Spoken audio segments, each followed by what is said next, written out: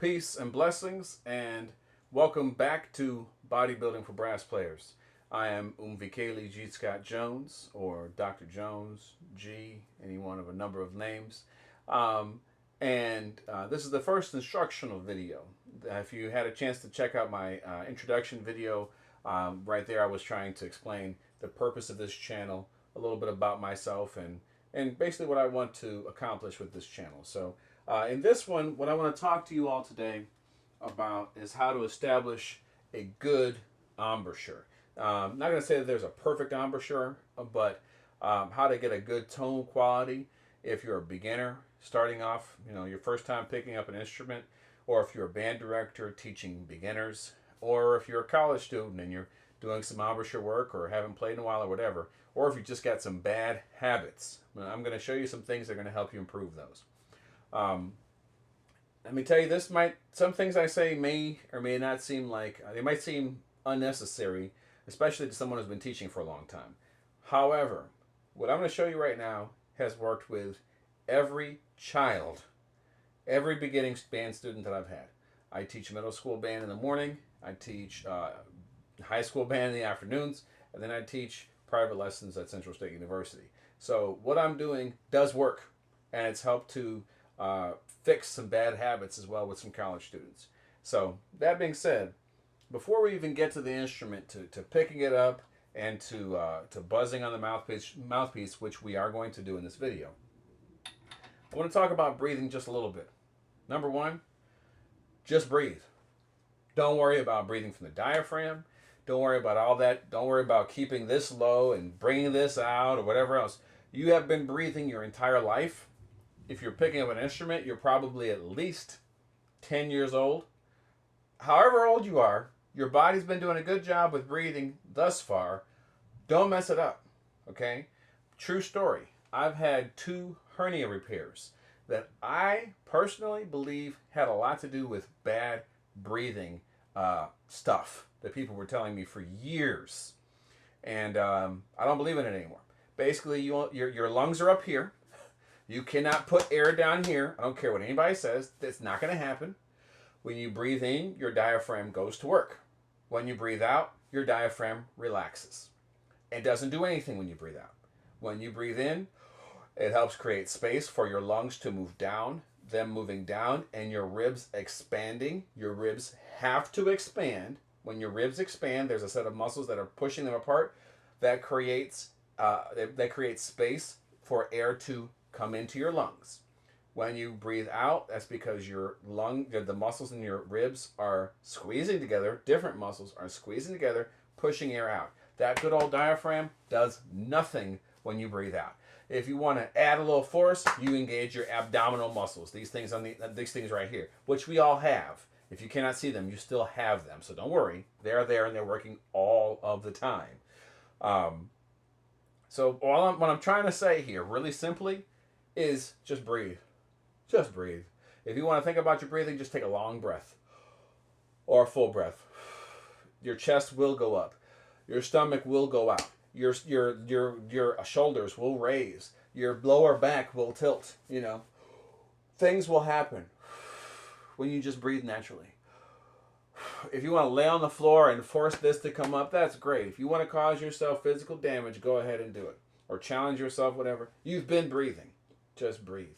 Now, I'm aiming that statement at mostly the people who have been playing for a while, or that brand new student whose band director, God bless them, is saying, breathe from the diaphragm. It is false. It doesn't work. The challenge I'll make to anybody is to pick up a mouthpiece off the floor, curl it up using your tricep. It doesn't work.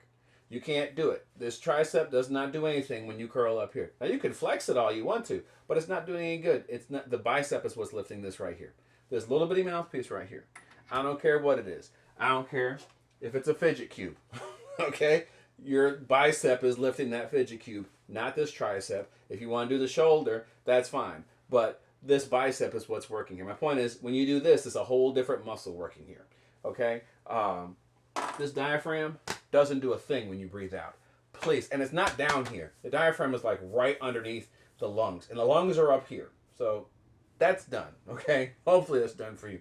If not, go look up Arnold Jacobs and his philosophy, which is not philosophy, it's fact, and his research on the diaphragm and breathing and all that stuff, so that we don't have to think about it. He did the work for us.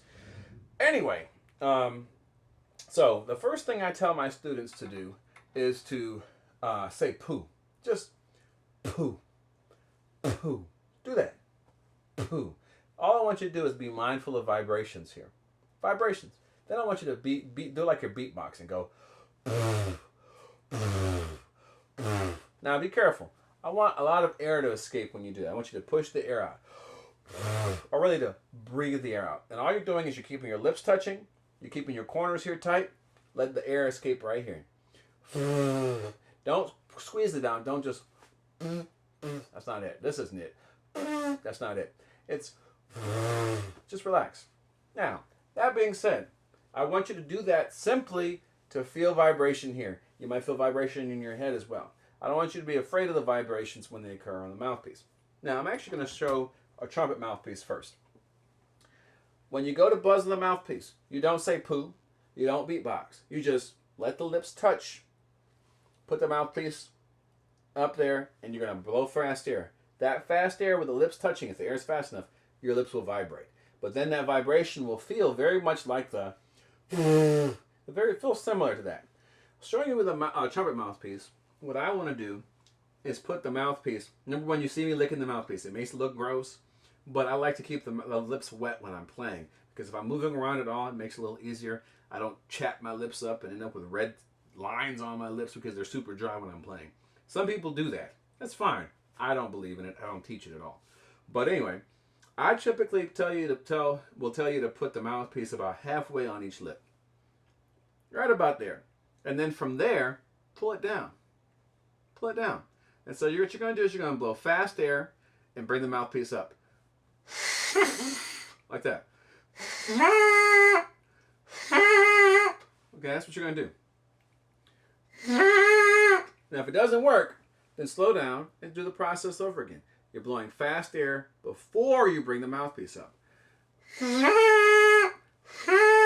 Okay? You don't have to buzz into the mouthpiece. You'll get the buzz just by moving fast air as long as your lips are vibrating. Now, if you do it for a second and it stops, or I can't really illustrate that, make sure your lips are wet when you're doing it. And you'll probably get it. This has worked with every student. I mean, dead serious. Every student I've had who's done it this way, it may take a little while, but they'll get it that way.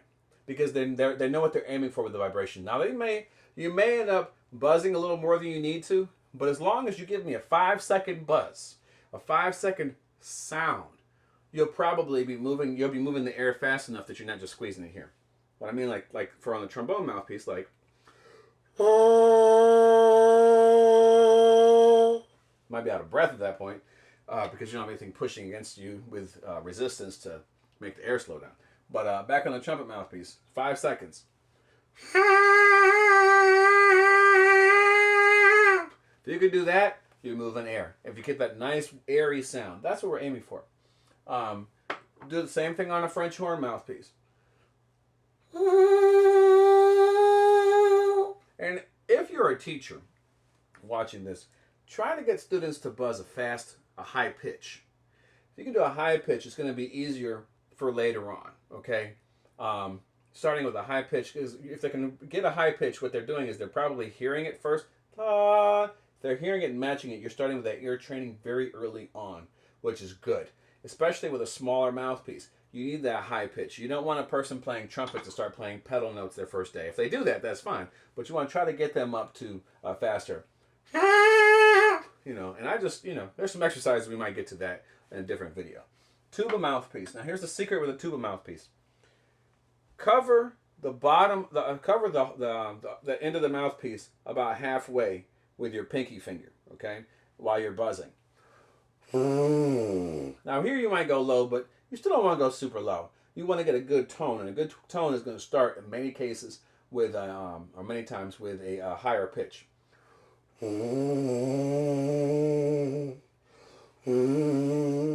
You're covering the mouthpiece so that you can get back pressure and some resistance. Without resistance, it's going to be too hard. Air escapes too fast without resistance. That all being said, you do all that stuff, then you pick up the instrument.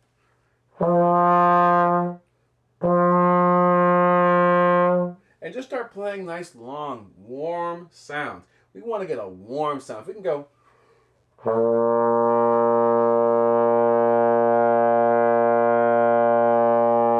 Nice, colorful, warm, rich tone on any, whatever instrument you're picking up. That's the secret. It's not really a secret at all. The bringing the mouthpiece up here, that technique I learned from Gretchen McNamara at Wright State University.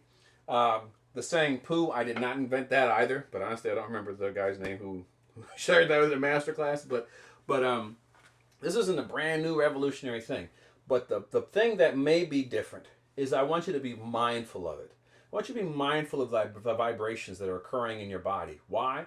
Because when it comes time for you to command those vibrations and to command pitches and just bam, there's a note and you have a consistent tone, that's going to happen because you've been mindful of all these techniques and of the physicality of buzzing for a while so that you can later on just forget about it. Now, if what I just said is confusing to you, forget it. Let the person who understands it get it for now, because that's really more for someone who's been playing for a while who might be thinking about all these physical aspects of playing. So, that being said, if you have any questions, comments, concerns, if something wasn't clear, please leave me a comment in the box. Please like the video. Please subscribe to the channel if you haven't done that. And until next time, thank you for visiting Bodybuilding for Brass Players. Peace.